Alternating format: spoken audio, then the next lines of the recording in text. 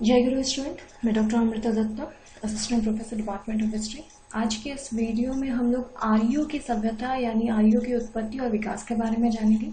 सबसे पहले तो मैं आपको ये बताऊं कि ये सेमेस्टर 1 का पहला वीडियो है, CC1 पेपर है, और इससे पहले जितने भी आप लोगों ने वीडियो देखा वो सारे सेमेस्टर 6 और सेमेस्टर 3 का था। और आज से मैं स्टार्ट कर रही हूँ सेमेस्टर 1 CC1 पेपर का वीडियो।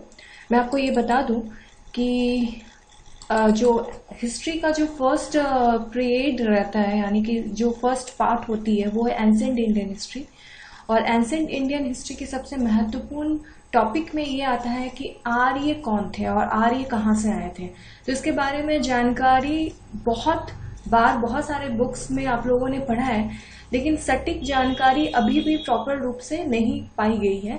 लेकिन 2018 में जब ASI ने एक्सकेवेशन किया, खुदाई किया, तो उसमें DNA रिपोर्ट से पता चला कि आर्य की जो सभ्यता थी वो इंडिया की ही एक सभ्यता थी, यानी कि आर्यन जो सभ्यता, आर्य लोग जो थे वो हम ही लोग के पूर्वज थे। इससे पहले बहुत सारे किंवदंतियां थी, बहुत सारे बुक्स में लिखी गई है कि आर्य प्राय भूमध्य रेखीय सागर या फिर मिस्र से या बेबीलोनिया से, ये सब स्थानों से आए थे। लेकिन उसके बारे में भी आप लोगों को पढ़ना है, क्योंकि वो भी रेफरेंस के तौर पे आपके आंसर में लगेगा कि आप लोगों को लिखना किस तरह के, कि आर्यों का मूल निवास स्थान क्या था। तो रेफरेंस के तौर पे आप लोगों को पढ़ना है, लेकिन बारीकी से हम लोगों को ये जानना पड़ेगा कि आर्यों की उत्पत्ति और विकास किस तरह से हुई थी। तो चलिए आज के इस वीडियो में हम लोग सबसे इम्पोर्टेंट बात है कि आर्यों की उत्पत्ति और उसका विकास यानी उसकी शारीरिक बनावट या वो किस किस एरिया से निकल के आए थे उसके बारे में इस वीडियो के तहत आप लोगों को जानकारी मिलेगी।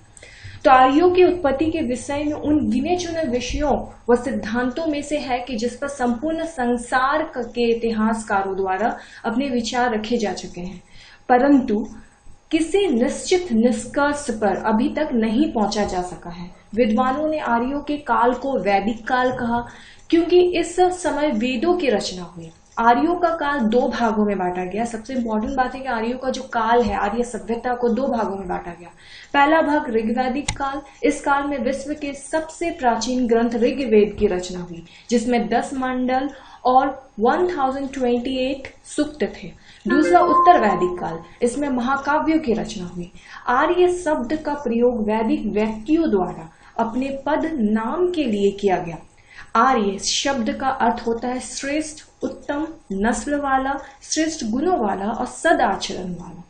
आर्य शब्द के साथ साथ दस्यु शब्द का भी प्रयोग किया गया, जिसका अर्थ होता है लुटेरे, निकृष्ट गुणों वाला और दुराचारी आदि। आर्यों की शारीरिक जो बनावट थी या शारीरिक जो गठन थी वो था मूल रूप से लंबे, गोरे, लंबी नाक वाले और चौड़े ललाट वाले थे। बाद में धीरे धीरे मध्य प्रांत में उनके साथ आपसी संपर्क से द्रविड़ रक्त का मिश्रण हो गया। पश्चिम में ईरानी और पूर्व में पीली जातियों का मिश्रण हुआ, परंतु आर्य तत्व की प्रधानता रही और मूल रूप से आर्य तत्व ही विद्यमान रहे, जो कि आधुनिक अनुसंधान में भी निकल कर आया है। आर्यों की उत्पत्ति के विषय में विभिन्न विद्वानों द्वारा अनेक विचार व्यक्त किए गए हैं। इनमें से कुछ प्रकार इस प्रकार से हैं, जैसे कि मध्य एशिया में इस मत का प्रतिपादन करते हुए जोर शोर से मैक्स मूलर नामक विद्वान ने कहा है कि उनके अनुसार एशिया के दक्षिण पूर्व और यूरोप के उत्तर पश्चिम में 2 अलग अलग भाषा स्रोत प्रभावित थे। वे मध्य एशिया में आकर आपस में मिलते थे। मध्य एशिया ही मानव सभ्यता के विकसित होने के लिए सबसे उपयुक्त स्थान है। यहीं से मानवों की 2 शाखाएं बनी, एक शाखा भारत की ओर और दूसरी पश्चिमी देशों की ओर गई। साथ ही साथ मैक्स मूलर का ये मानना था या उनका वो तर्क था कि विभिन्न भाषाओं का संस्कृत में साम्य और वे इसमें मिले जुले, जैसे कि संस्कृत, फारसी, लैटिन, अंग्रेजी और जर्मन। पितृ जो पिता वाला था वो पीदर, पेटर, फादर, फातेर, और मातृ माता, मादर, मेटर, मदर, मुटर, ये सब कुछ ऐसी चीजें जैसे कि फारसी मतलब संस्कृत में हम लोग मातृ माता बोलते हैं, लैटिन में हम लोग फारसी में मादर बोलते हैं, लैटिन में मैटर बोलते हैं, अंग्रेजी में मदर एंड जर्मन में मुटर। ये सब जो स्पेलिंग, ये जो प्रोनाउंसिएशन है, ये बहुत हद तक एक दूसरे से मिली हुई थी। परंतु भाषा विज्ञान में किसी के मूल निवास का पता लगाना प्रामाणिक नहीं हो सका, क्योंकि भाषा विज्ञान प्रचुर लचर है और भाषाएं आपसी संबंध एवं व्यापारिक आदान प्रदान से भी एक दूसरे को प्रभावित करती है।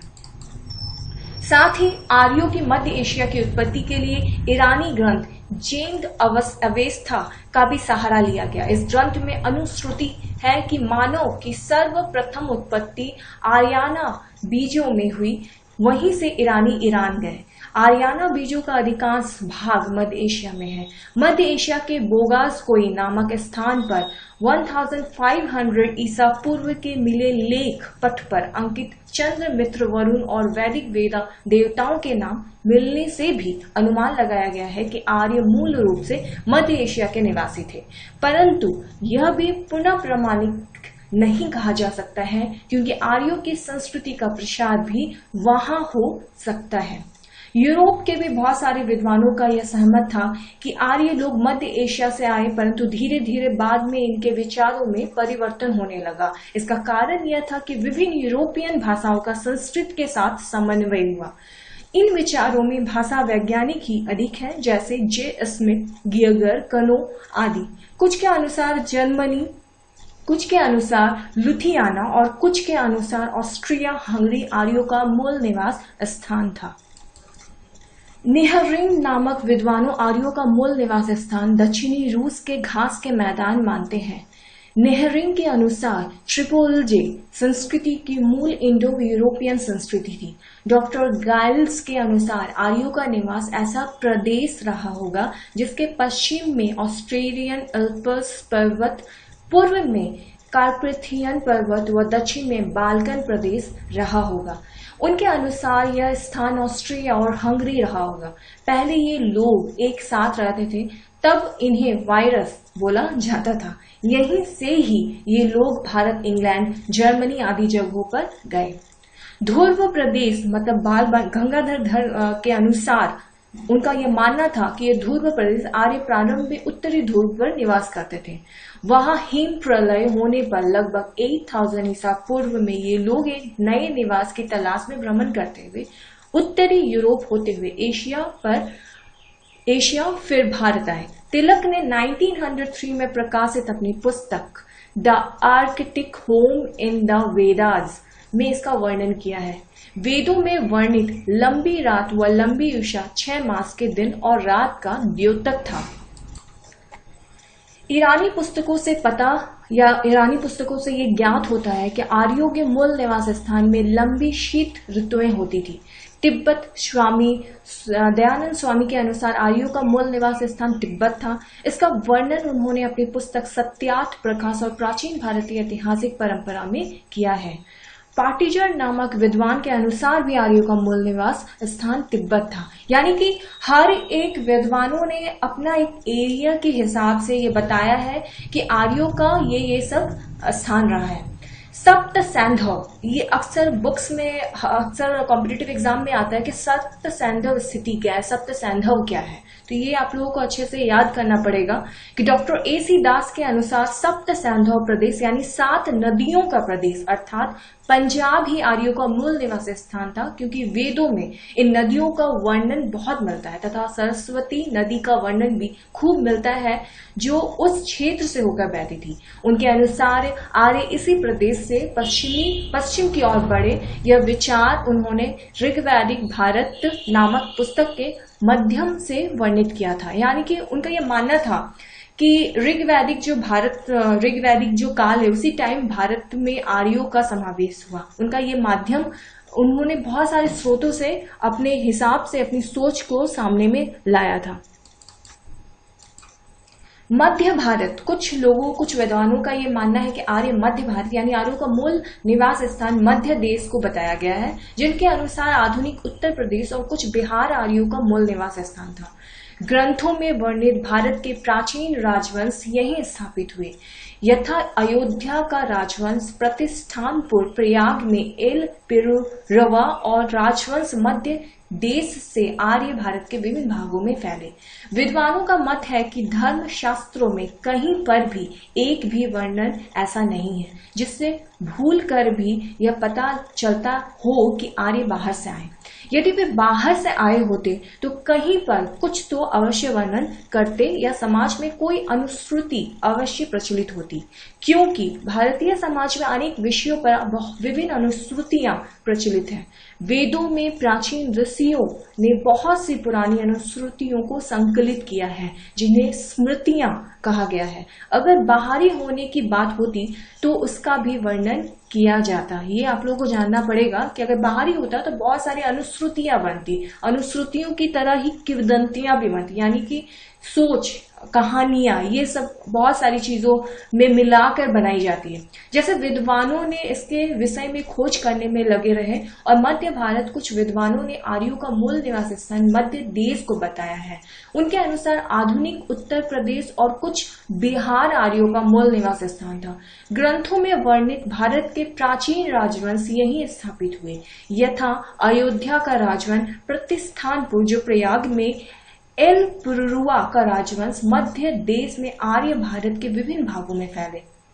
विद्वानों का मत है कि धर्म शास्त्रों में कहीं पर भी एक भी वर्णन ऐसा नहीं है जिससे भूल कर भी यह पता चलता हो कि आर्य बाहर से आए। यदि वे बाहर से आए होते तो कहीं पर कुछ तो वर्णन माना जाता या समझा जाता। समाज में कोई अनुश्रुति अवश्य प्रचलित होती, क्योंकि भारतीय समाज में अनेक विषयों पर विभिन्न अनुश्रुतियां प्रचलित हैं। वेदों में प्राचीन ऋषियों ने बहुत से पुरानी अनुश्रुतियों को संकलित किया जिन्हें स्मृतियां कहा गया। अगर बाहरी होने की बात होती तो उसका भी वर्णन किया जाता। विद्वान इसके विषय में भी अभी तक खोज कर रहे हैं अपने स्थिति से। अब यहाँ पे ये जानना है कि आर्यों का विस्तार और राज्य क्या था। यानी आर्यों को देवपुत्र व ऋषि पुत्र और उनकी भूमि देवभूमि कही गई है। आर्य लोग ऋषि परंपरा के अनुयायी और वीर योद्धा थे। आर्यों के मुख्यतः दो शक्तिशाली राजवंश हुए, जैसे कि सूर्यवंश और चंद्रवंश। उन्होंने पहले आर्यावर्त, फिर धीरे धीरे संपूर्ण भारत और उसके बाद चारों दिशाओं में अपने राज्य स्थापित किए। प्राचीन समय में आर्यावर्त उत्तर भारत को कहा जाने लगा।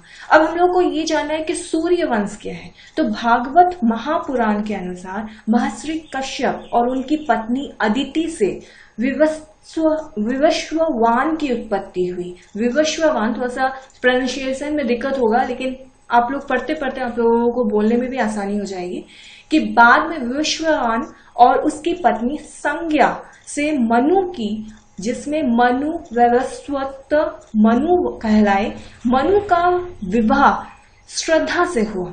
अब यहाँ पे ये मानना है कि हम लोग ये जानते हैं कि हम लोग की जो स्टार्टिंग पूर्वज है वो मनु है, तो मनु के जो विवाह हुई वो श्रद्धा से हुई और आर्यों के पहले राजा जो बने थे वो मनु थे। हम लोग अक्सर ये जानते हैं कि मनु के बारे में हम लोग पढ़े भी हैं और मनु को हम लोग आदि पूर्वज या उनसे ही हम लोगों की उत्पत्ति की भी बातें सुनने को मिला है। हम लोगों ने अपने आप से रिसर्च में के दौरान पढ़ा भी है। तो ये आप लोग को जानना पड़ेगा कि आर्यों के जब पहले राजा थे वो मनु हुए। मनु के पहले मानवों का ना कोई राजा था, ना राज्य संस्था था और ना ही कोई नियम था। मनु ने सर्वप्रथम समाज के लिए नियम बनाए। ये सबसे इंपॉर्टेंट बात है कि मनु ने ही समाज किस तरह से होनी चाहिए, समाज के अंदर व्याप्त संस्कृति, राजनीतिक, सामाजिक स्थिति किस तरह से ये हुई, यानी कि मनु ने नियम का उत्पादन, मनु ने नियम को प्रतिपादन किया, मनु ने नियम को सामने लाया कि नियम किस तरह से होनी चाहिए। तो मनु के 10 पुत्र हुए और एक इला नाम की पुत्री हुई। मनु के बड़े पुत्र इक्ष्वाकु सरयू नदी के किनारे अयोध्या के राजा बने। मनु के अन्य पुत्र करूस के कई पुत्र हुए, वे कारूस क्षत्रिय कहलाए। उनका राज्य उत्तर पश्चिम बिहार था। मनु के पुत्र दिष्ट के वंशज तुम बिंदु के पुत्र विशाल के वैशाली नगरी बसाई और उनके वंशज विशाल वंशी कहलाए। मनु के पुत्र धृष्ट के पुत्र धाष्ट क्षत्रिय कहलाए और उन्होंने पंजाब में अपना राज्य स्थापित किया। मनु के पुत्र शरयाति के पुत्र रेवत ने समुद्र में कुश स्थली नामक नगर बसाया और वहीं से अनंत आदि नगरों यानी उत्तरी गुजरात पर शासन करते थे और भागवत महापुराण की भी पाठ करते थे, यानी भागवत महापुराण की भी पाठ करते थे, यानी कि उसको भी पढ़ते थे या उसके ज्ञान अर्जित करते थे। इन्हीं सागर के वंशज राजा दिलीप के पुत्र रघु के वंश में भगवान श्री राम आए और उन्होंने संसार को मर्यादा का पाठ सिखाया। साथ ही नेक्स्ट सूर्यवंश के बाद था चंद्रवंश। जैसे कि आप लोगों ने पहले के स्लाइड में देखा कि आर्यों को दो वंश में डिवाइड किया गया था, एक था सूर्यवंश और दूसरा था चंद्रवंश। तो हम लोग सूर्यवंश के बारे में ये जाने, अब चंद्रवंश के बारे में चलिए जानते हैं कि इस वंश का विस्तार सूर्यवंश से भी अधिक हुआ। महाराजा मनु की पुत्री इला का विवाह चंद्र के पुत्र बुध से हुई थी और चंद्र महर्षि अत्रि के पुत्र थे। बुध और इला से एक प्रतापी पुत्र का जन्म हुआ जो संसार में पुरुरवा के नाम से विख्यात हुआ।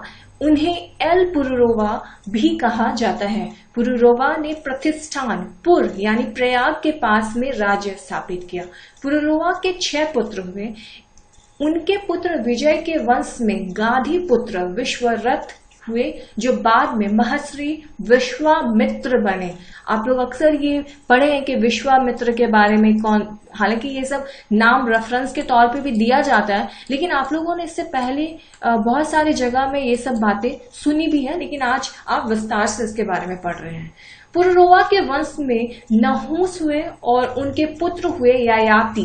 ययाति ने एक बड़े साम्राज्य की स्थापना किया। ययाति के पुत्र यदु के वंश में वृष्णि एवं हुए और उसके वंश में भागवत भगवान कृष्ण देवकी और वासुदेव के पुत्र के रूप में अवतरित हुए।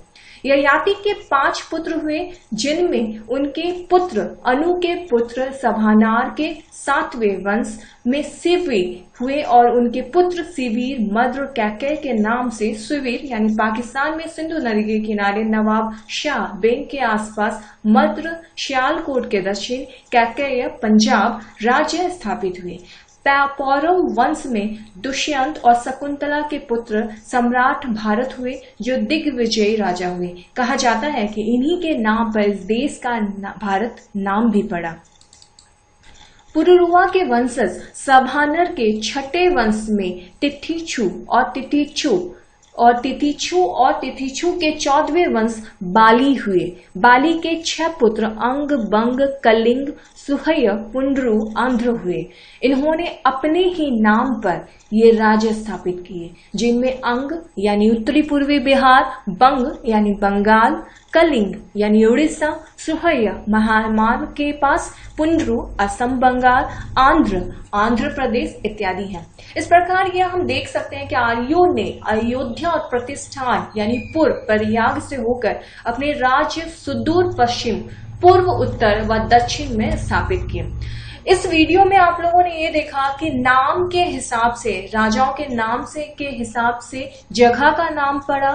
साथ में हम लोगों ने बहुत सारी बेसिक इंफॉर्मेशन पाया कि आर्यों की जो उत्पत्ति हुई वो किन राजाओं के तहत हुई, किन स्थिति से हुई, और इसे अब ASI के रिपोर्ट से ये प्रमाणित हो गया है कि आर्यों की जो उत्पत्ति थी या आर्य जो थे हम ही लोग के पूर्वज थे और इसका इतिहास ये था। तो बाद में हम लोगों को कंफ्यूजन नहीं होगी उत्पत्ति के बारे में, लेकिन फिर भी हम लोगों को बहुत सारे विद्वानों का अलग अलग मत के बारे में भी जानना पड़ेगा, पढ़ना पड़ेगा, ताकि हम लोगों का जो आंसर निकले कि आर्यों का विकास या उत्थान किस तरह से हुआ वो काफी अच्छी तरह से सामने आए।